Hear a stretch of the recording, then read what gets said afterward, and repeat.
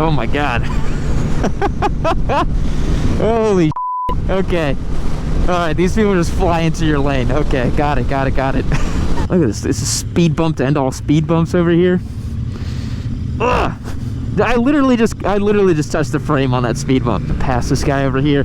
Lanes are merely a suggestion here in India. You know, I will say, in this context in India, this Super Meteor feels so fast. You can pass anything so easily with this bike. And that's what really counts. You know, it's funny, I always see in the comments section of my videos, people say, oh, yeah, man, why are you saying that 75 horsepower motorcycle is slow? For the American market, that can be considered not slow, but maybe a little timid. With 40 horsepower, I feel like I'm the fastest thing on the road. There's yet to be something I cannot pass completely effortlessly with this motorcycle. And to be honest, with these road conditions, I don't want to go very much faster than about 100, 120 Ks an hour on the road. So your top speed is really limited by the conditions. You got friendly locals? Yeah! Some more Indian road confusion, man. There's a cow in the middle of the street, folks. You just gotta go where you gotta go, man. Don't gotta worry about who's coming where. To all the Indian commenters, I get it now. I get it when you say that our roads are so nice or that your roads are not as nice. I understand. At least I think I do. Scramblers be damned. I'm on a Super Meteor 650. There's just a cow. It's like, hello, ma'am, I'd like to tell you about some Ginsu knives. Like, we're gonna pass this guy here. I have no idea what this thing is. It says, I think it said HS Dakar 130, maybe? I've never heard of these bikes. And there are a lot of these, like, Bajaj and, like, very simple little motorcycles that people have. Little Chinese bikes, too, the Heroes and some of the other stuff. And that's all they need, too, right? Like, for all these people, they don't view motorcycling as a hobby or a lifestyle. They're just like, yeah, I own a bike because I need to get to point A to point B. I need to go to the market. I need to come back to my house. I need to get around. It's not really something that they're really trying to get into as a lifestyle or hobby, you know. And that's a big difference. You know, in America, these things are toys. They're for fun. They're for enjoyment. But out here, man, that's a necessity. I mean, it's the cheapest way to get around and cover real distance, you know. Otherwise, you're going to be walking. Because owning a car here is probably really expensive for most of these folks. So, I don't know, just thinking about how we have a very limited perspective in America, especially if you've never traveled abroad. I've been very fortunate that I've visited Brazil a bunch. My family's from there. You know, I've visited Europe, where there's obviously much more two-wheeled culture. Morocco, Australia, you know, it's really different a lot of these places than it is in America. Let's go for a little jump, shall we? There we go. Catch some air on these speed bumps. I told the Royal Enfield guy I'd do it. Oh my god, what is a lane? What is a cow? Oh man, passing a tuk-tuk. And this is tame. I know this is tame because I was in Delhi for 6 hours. And this is really quite tame. This is manageable for a Westerner. Totally manageable, but still a little insane, I'm not gonna lie. Oh, this heel shifter on this bike sucks. Really wish it didn't have that. I would chop that off first thing if I owned this motorcycle. Alright, some Indian traffic. It's like, just try to make it out alive, you know? Super Meteor is a pretty good bike to do it on, man, I gotta say. This bike works really well for this environment. It's almost like the people who live here designed this bike, you know? Flowing with traffic, baby. Flowing with it. This reminds me so much of Morocco. You just gotta exist, and the moment guys going the wrong way... Dude, this is a lot like Morocco, honestly. You just have to flow with the traffic, dude. Freaking dogs off leashes. I'll tell you what, this environment kind of reminds me of Texas, but this could not be further from Texas, man. This is wild. We got one more. To the second gear. Yeah, the freaking heel shifter popped it into third gear. Whoa. Yeah, that's just normal. Isn't even the craziest part, man. I know that. I was told by the Royal Enfield guys that I shouldn't even attempt to ride in Delhi. But I wanted to, you know, I wanted to ride in Delhi and see what it was all about. Look at these roads, dude. Oh my goodness. Oh my God.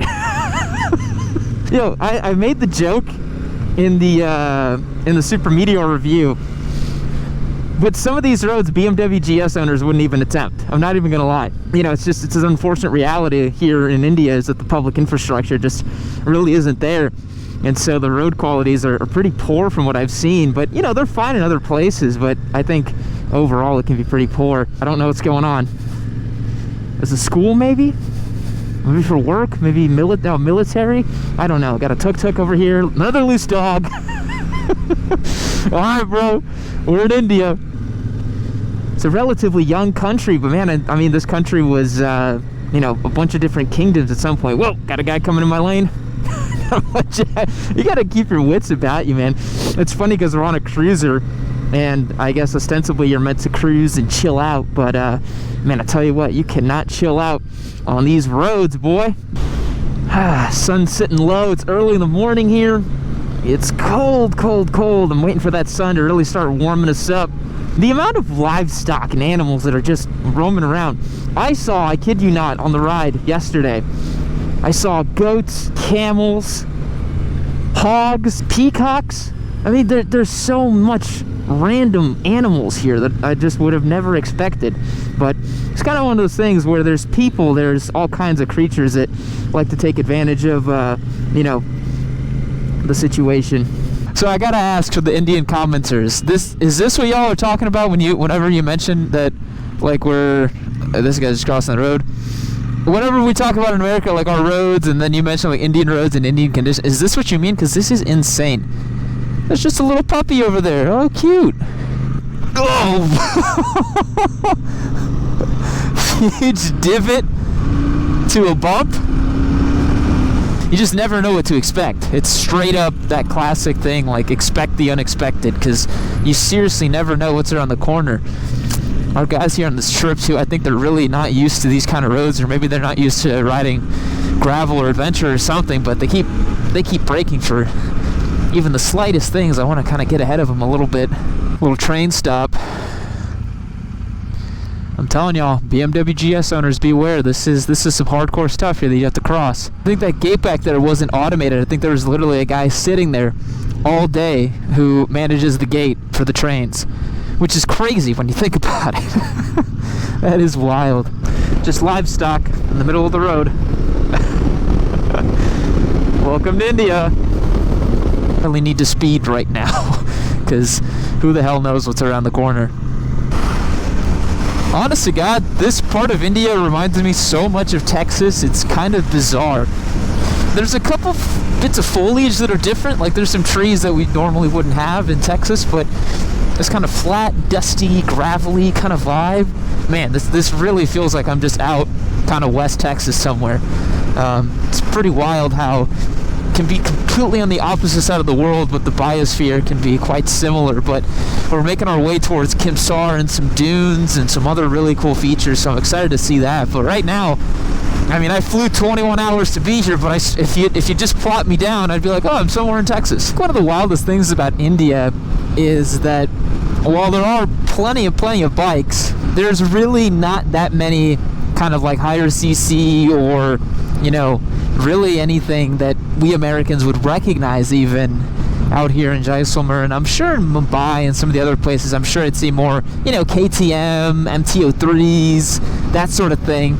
But it really puts into perspective just how spoiled we are in America, really, with motorcycling. Like, you know, we look at a Z650 and MT-07, those sorts of bikes. And we're like, oh yeah, entry level, you know, yeah, sure, that could be your first bike, or a Z400. Whereas, you know, a Z400 for these people here, man, that's a really bitchin' bike. Like, that's a super nice, big category motorcycle, you know? Because I'm seeing these bikes, I mean, you got people around 3 deep on a 150, you know, going at the Lord's pace of about 6 miles an hour probably. And it really puts things into perspective, you know? There's so many people in this country. I think it's like 1.1 billion at this point. And I guess they all got to be somewhere, but it really puts it into focus when you come here as a Westerner and you realize just how many people there are here. I mean, it's triple the population of the United States, triple. I mean, there's people at the wazoo. And I guess they got to be somewhere, and this country is so young and still developing that unfortunately they still live in kind of squalor in some places. So I don't know, it really puts into perspective. It makes me really grateful for the things we have in the United States. But man, this country is just so rich with culture and history. I want to learn more and check it out. Brother, I was just like you once before.